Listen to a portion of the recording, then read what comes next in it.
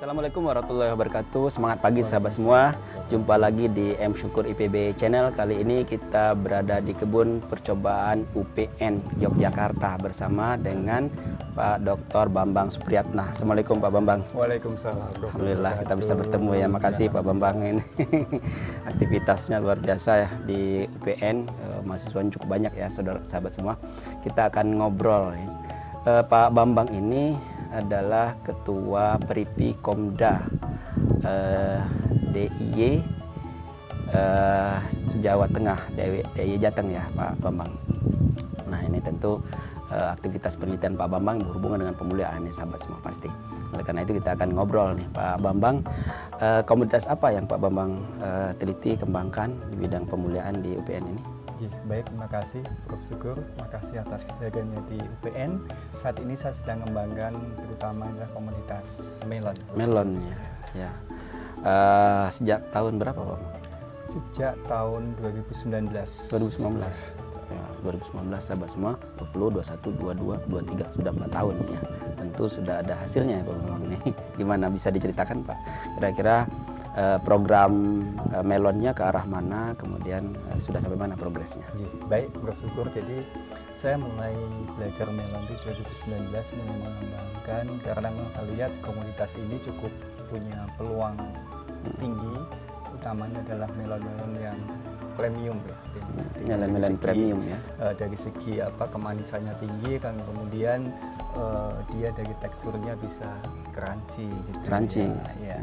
Nah, waktu itu saya mengawali persilangan dengan menyilangkan varietas golden, komersial dan Dalmatian.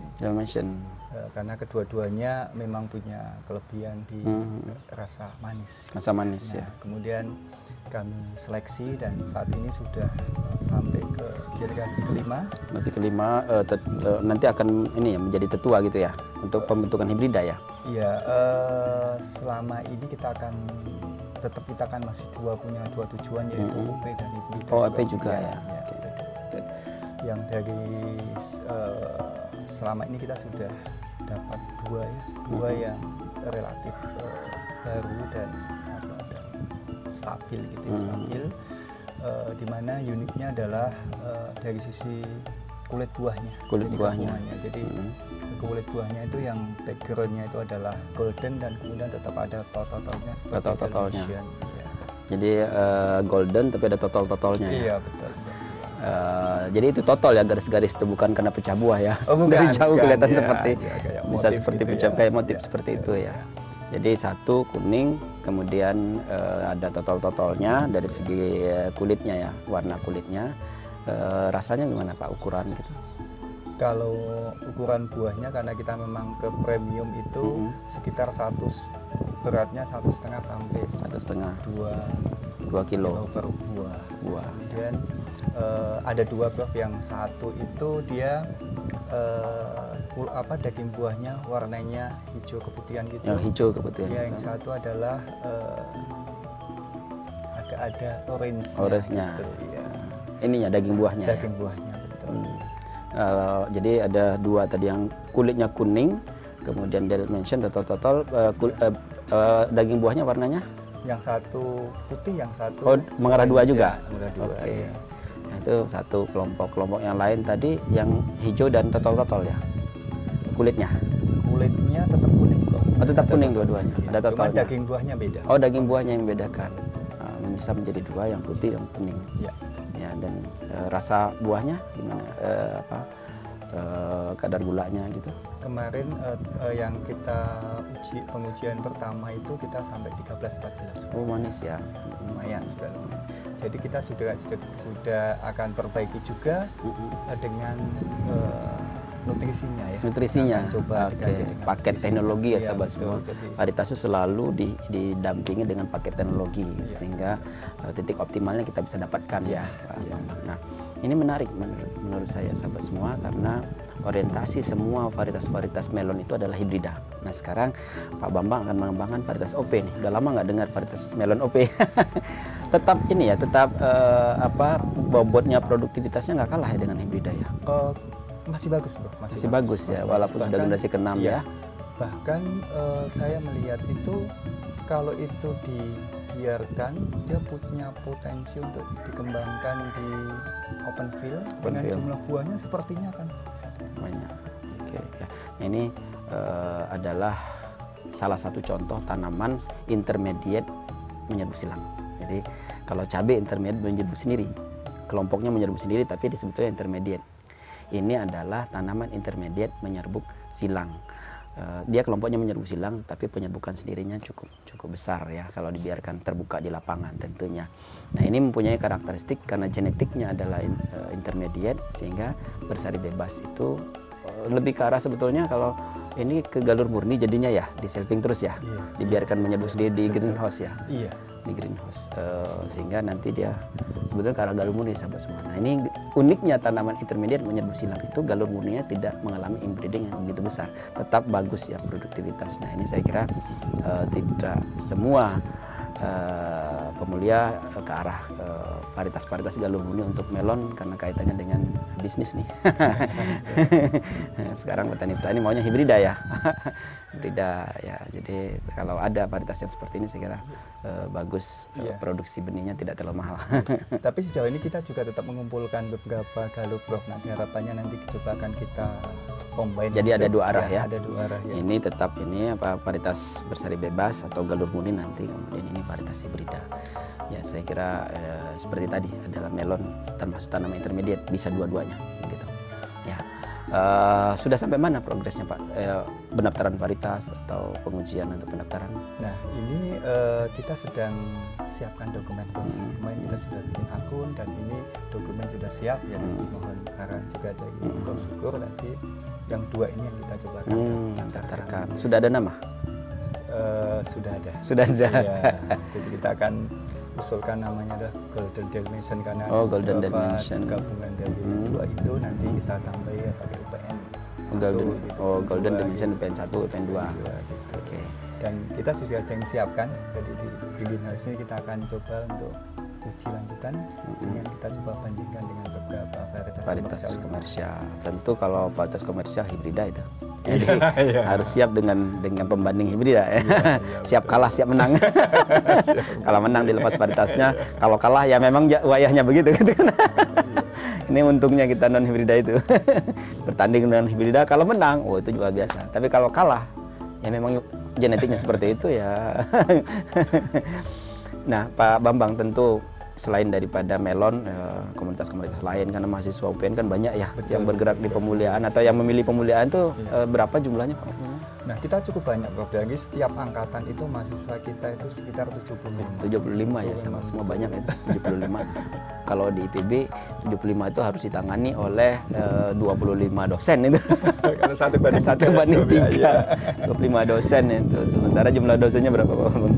Jumlah dosen pemuliaan ya. Kita itu tinggal 3. Kemudian ada dosen junior baru 6, jadi 9. Jadi sudah lumayan. Tapi kan dosen baru kan belum bisa ini semua ya. Jadi artinya nanti kita akan coba kerjasama untuk bisa ikut membantu. Harapannya kita juga bisa produktif seperti Amin.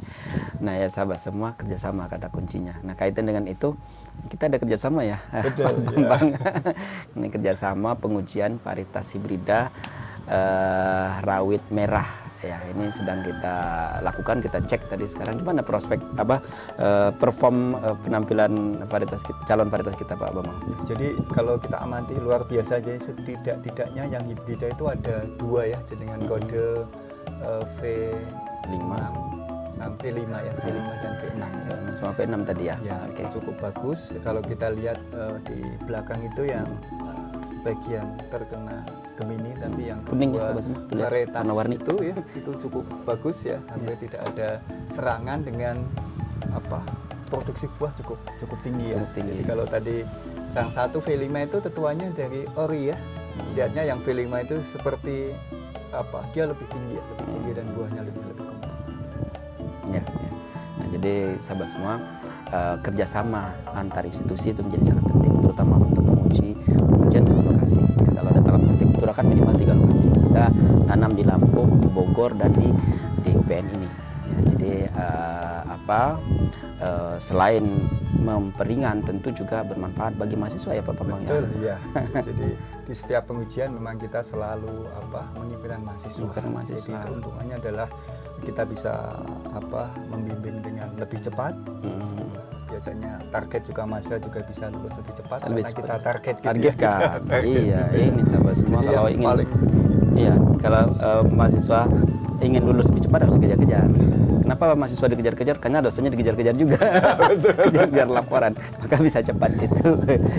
Ya, jadi tentu kerjasama ini perlu kita lanjutkan terus ya Pak Bambang ya. Wah, dengan senang hati dan siap Prof ya, karena dengan kerjasama ini sangat menguntungkan bagi kami bisa belajar, kami bisa melihat untuk kami dan untuk mahasiswa kami. Iya. Jadi kolaborasi kata kuncinya. Ya, ini yang kedua ya Prof ya. Ini yang kedua. Yang kedua. Iya, sebelumnya sedang kita buat dokumen pelepasan varietasnya, sudah ada Reisa itu cabai besar. Nah, ini yang kedua, dan juga kita akan tulis publikasinya. Sahabat semua, kalau kerjasama seperti ini multi lokasi itu di setiap lokasi boleh publikasi. Di Lampung publikasi, UPN publikasi, lalu nanti ada publikasi besar dari Bogor menggabungkan data-data dari multi lokasi tersebut ditulis bersama. Nah, di jurnal internasional bereputasi biasanya kita tulisnya. Nah, Pak Bambang, apa kira-kira pesan dan ini untuk para junior pemulihan khususnya di Komda ini, Komda Peripi Komda Jawa Tengah DIY ini? Baik. Yang pertama, jadi khusus untuk teman-teman Komda Jatim DIY ya, kita inginnya kita bisa kolaborasi untuk bisa melakukan kerjasama, baik itu untuk peningkatan keilmuan maupun untuk produk ya.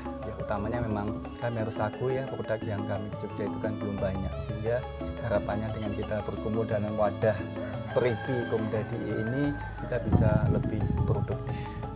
Dan satu lagi tentunya kita sangat membutuhkan ya arahan dari Peripi Pusat, dan ini adalah Prof Syukur untuk selalu mendampingi kami, membimbing kami, sehingga harapannya kita semua pemulia di Jateng DIY ini bisa lebih produktif, utamanya untuk menghasilkan varietas yang betul-betul itu ditunggu oleh petani-petani kita tercinta, sehingga ke depan pengembangan pertanian di Indonesia itu bisa jauh lebih baik dan lebih maju.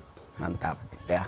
Baik, makasih Pak Bambang, pesan yang sangat baik dan bermanfaat saya kira bagi pemulia muda untuk berkarir, untuk mengembangkan dirinya, tapi jauh lebih penting lagi adalah untuk kepentingan masyarakat tentunya.